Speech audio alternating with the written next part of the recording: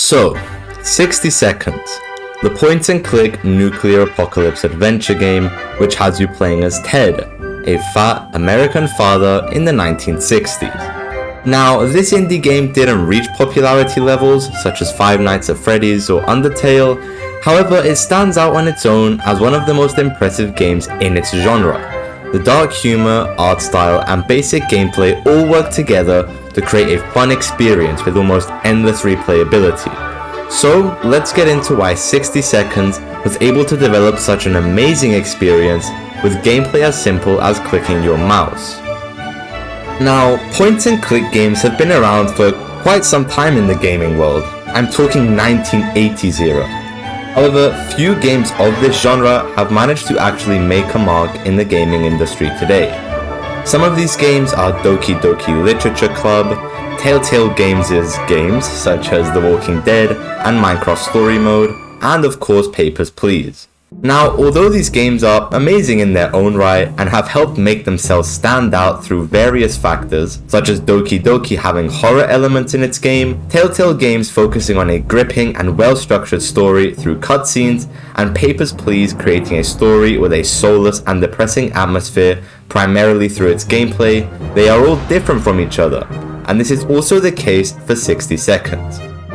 Upon opening the game, you're presented with 3 difficulty options, a feature not in any of the games mentioned prior.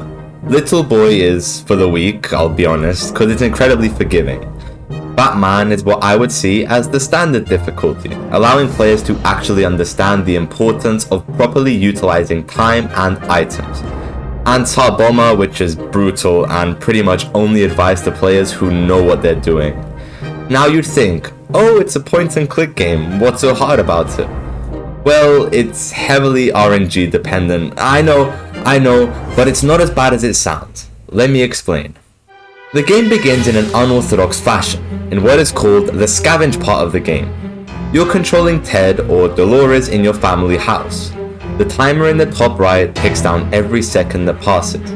Now, assuming you're like most players, you just jump into the game without playing a tutorial, because who really has time for those, right? So imagine the surprise when playing the game for the first time as the timer hits 0, and nuclear sirens begin going off and you start frantically running around the house.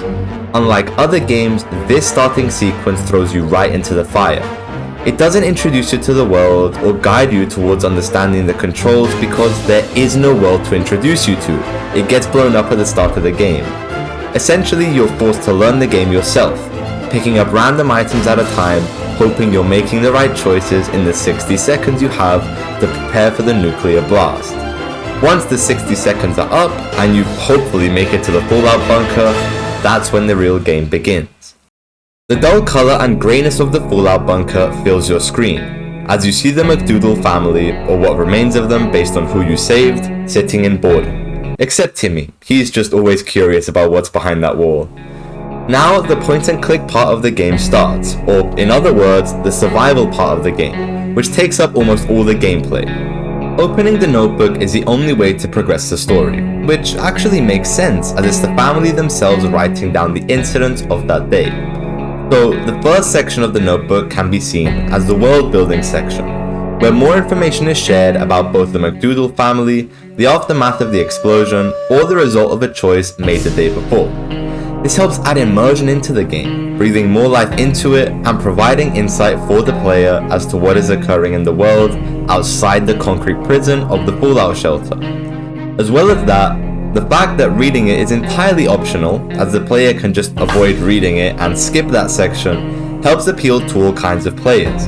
It gives them the choice of setting the pacing of the game, as opposed to other games of this genre which force the player to go at the pacing set by the developers.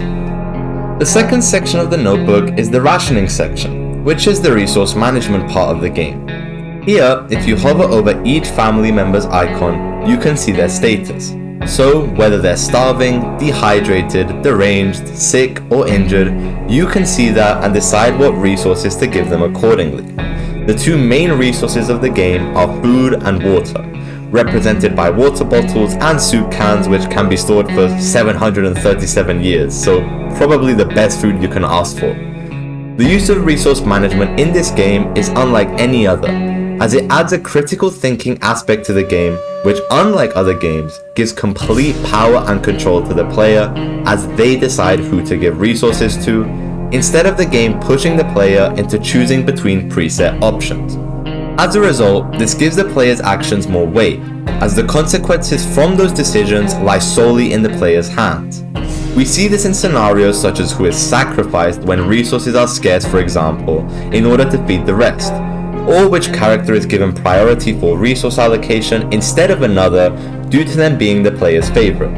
And again, although making decisions is a crucial part of the point-and-click games, none of them are able to give the player this much freedom in their ability to choose. Now, the third section of the notebook is the expedition part of the game. It acts as the main way the player gains resources after the initial scavenge. This page of the notebook allows you to set up an expedition on the now radioactive wasteland above the bunker, with the player being able to decide who to send out and with what items to send them with. Now, to most casual and new players, you'll probably send them out with a gas mask if there's high radioactivity, or with the weapon if there are bandits roaming around the neighborhood. And while this is correct, there is a much larger complexity to expeditions. Sending them with different items can result in a variety of scenarios possibly occurring, granting the player more items upon the family member's return. So, for experienced players, they can sort of manipulate the reward they receive. This is one part of the game which is heavily based off RNG, however, it never feels unfair. The way the events are scripted in the game makes sense. Someone might have just been unlucky while scavenging and gotten eaten by some radioactive monster, or they might have just been captured by bandits. Any one of these is possible, as in a post-apocalyptic world, we don't know the limits of what abominations can be created or the extent of human savagery. However, it's also the same element of RNG that gives the player hope.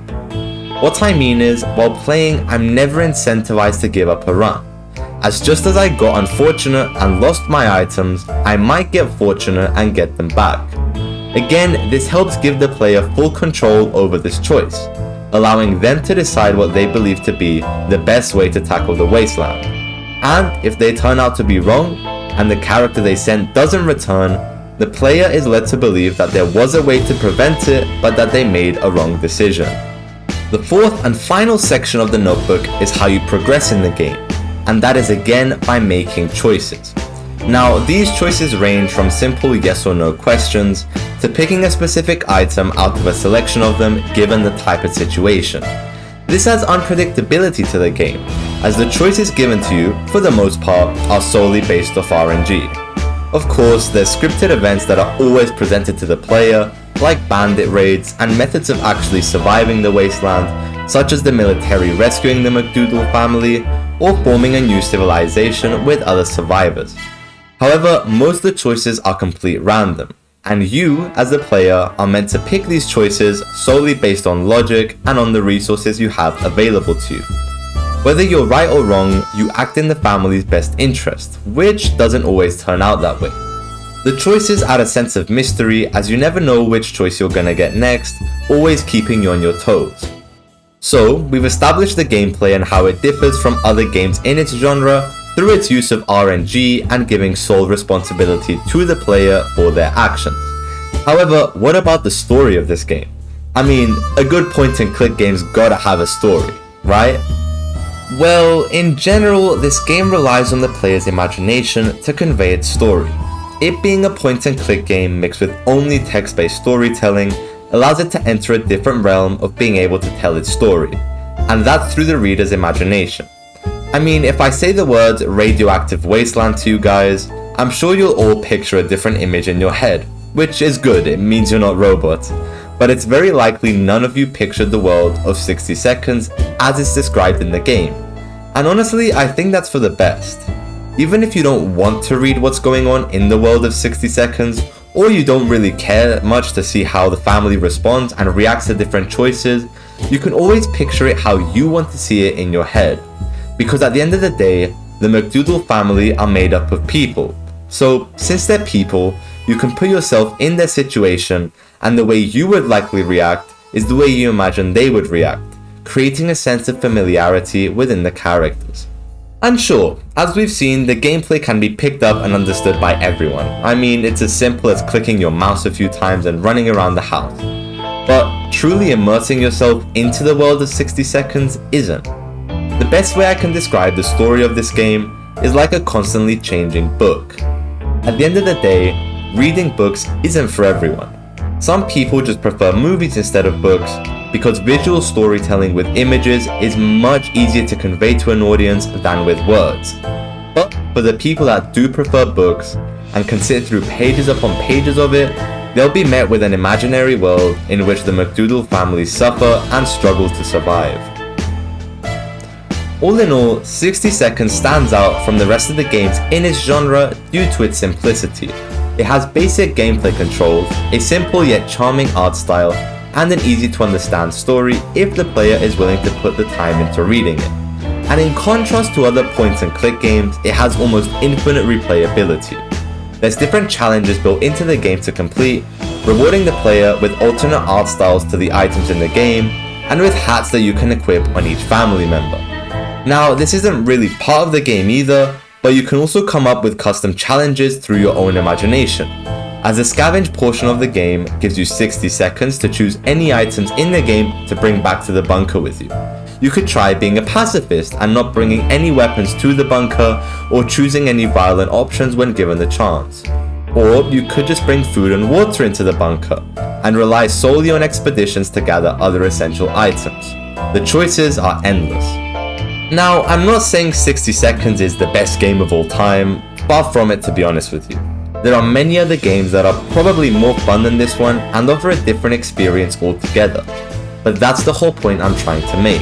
There is no experience which matches that of 60 Seconds. No other game comes close to providing a similar feeling to this one. And that's not to say that this is the peak of gaming, but that it does a perfect job at forming its own identity and illustrating that to the player. I genuinely have no complaints about this game. Sure, it can be unforgiving at times, but you kinda expect that when you're faced with an RNG game. So, for what 60 Seconds presents itself to be, I truly believe it has achieved excellence.